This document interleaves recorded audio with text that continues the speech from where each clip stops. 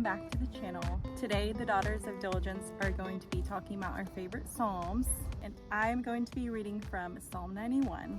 I actually memorized this entire Psalm about 12 years ago when I was at work. I couldn't have my phone out, so I wrote down the entire Psalm and memorized it probably in 3 shifts. It's not a short one either, so it's probably one of my most proud accomplishments. Please ignore the dog slobber. I'm actually just going to read the very first verse. We're going to kind of dive into it a little bit, and I'm going to tell you why the first verse is my favorite verse of the entire Psalm. So it goes, "He who dwells in the shelter of the Most High will rest in the shadow of the Almighty." So what does it mean to dwell in the secret place? I actually just recently watched an amazing video talking about dwelling in the secret place, and it's from Girls Gone Bible. Maybe you've heard of them. They're a really popular Christian podcast, so I'm gonna put a clip from them right here. Power comes from Jesus. If you want to gain control over your life and your thought life, you have to spend time with Jesus. Every single thing that we do begins in the secret place. And if your mind is so bad, and you're dealing with horrific OCD, anxiety, mental health, whatever it is, then you need to take extra precaution. And you need to be in the Bible. You need to be in quiet time for hours. Yeah. And I mean that. And I mean you put on worship and you sit there and you give God everything and you disconnect from your phone, from the computer, from your friends, from the world, and say, Jesus, I'm in dire need of your spirit right now. The power that you're looking for only comes from the secret place with Jesus. Yeah. Can I help you?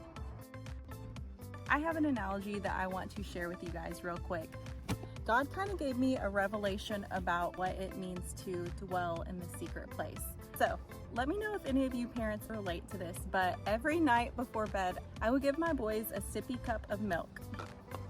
Just one like this. And I'm not gonna lie, there were times at the end of the day I was so tired that I just didn't go find the sippy cup and put it back in the sink. Let me know in the comments if I'm not alone on that one. So the next morning I would remember and be like, oh my gosh, where's the sippy cup? I hope he doesn't find it and try and drink it and think it's fresh milk, because from the outside, I didn't put milk in this, but from the outside, if you had milk in this and if you weren't shaking it, it would look like a fresh glass of milk, right? You wouldn't be able to tell if it was rotten or not until you cracked it open and smelled it.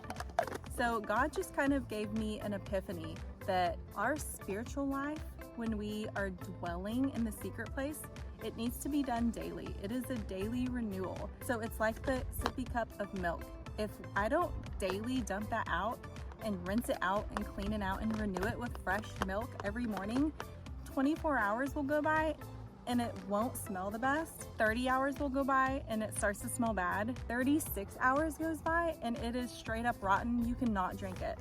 And that is what God put on my heart, that our spiritual lives need to be a daily renewal. We need to be dwelling in the secret place, which just means waking up. I like to do first thing in the morning because that's the only time that I get to be alone and undisturbed from my kids. So I'll wake up and I'll get 30 minutes and I try to start that time out in prayer, and I try to do a Bible reading plan, and that is to me what dwelling in the secret place of the Most High is. But I can tell you right now that if one day passes, 24 hours, I start to feel a little bit off or act moody or be rude and resentful to my husband or whatever the case may be, not treating them as kindly as I should. But I can just feel it, and I don't know if you guys are the same way. But if 24 hours goes by and I haven't dwelled in the secret place, my milk starts to smell. You may not be able to tell from the outside. I could go to church and I hadn't dwelled in 48 hours and you probably wouldn't be able to tell from the outside. But if you crack the lid open and smelled what is inside, which is what we're pouring in our spiritual lives, are you renewing your cup daily, or are we letting our milk rot?